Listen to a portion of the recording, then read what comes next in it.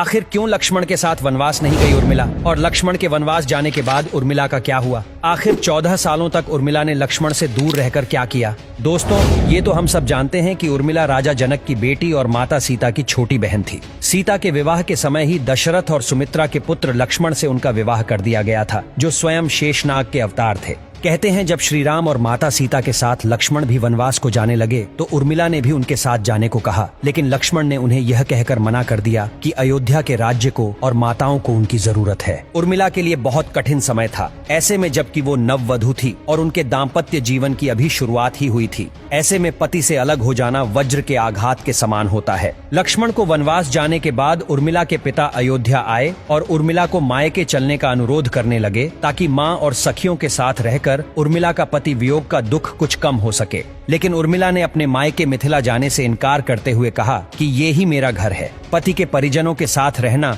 और दुख में उनका साथ न छोड़ना ही अब मेरा धर्म है। दोस्तों, ये उर्मिला का अखंड पतिव्रत धर्म था। एक कथा के अनुसार जब लक्ष्मण जा रहे थे तब इन विकट क्षणों में उर्मिला आंसू भी न बहा सकी, क्योंकि लक्ष्मण जी ने उनसे एक और वचन लिया था कि वो कभी आंसू नहीं बहाएगी, क्योंकि अगर वो अपने दुख में डूबी रहेंगी तो घर वालों का ख्याल नहीं रख पाएगी। तो चलिए अपने सवाल पर लौटते हैं कि आखिर लक्ष्मण जी के वनवास जाने के बाद उर्मिला ने 14 सालों तक क्या किया। इस संबंध में मान्यताओं पर आधारित एक कथा मिलती है। हालांकि इस कथा का वर्णन रामचरितमानस या वाल्मीकि रामायण आदि में नहीं मिलता है, क्योंकि इन ग्रंथों में उर्मिला को बहुत ज्यादा महत्व नहीं दिया गया। तो कथा यह है कि रावण के पुत्र मेघनाद को यह वरदान था कि उसे वही व्यक्ति मार सकता है जो 14 वर्षों तक सोया ना हो। तो लक्ष्मण ही इस धरती पर एकमात्र ऐसे पुरुष थे जो 14 वर्षों तक सोए नहीं थे। वो अपने जेठ भ्राता श्री राम और भाभी सीता की सुरक्षा और सेवा में दिन रात लगे रहे। कहानी के मुताबिक उनके बदले उर्मिला ने 14 साल सोकर बिताए थे। दरअसल लक्ष्मण ने निद्रा देवी से प्रार्थना की थी कि वह 14 वर्ष के लिए उन्हें परेशान नहीं करेगी।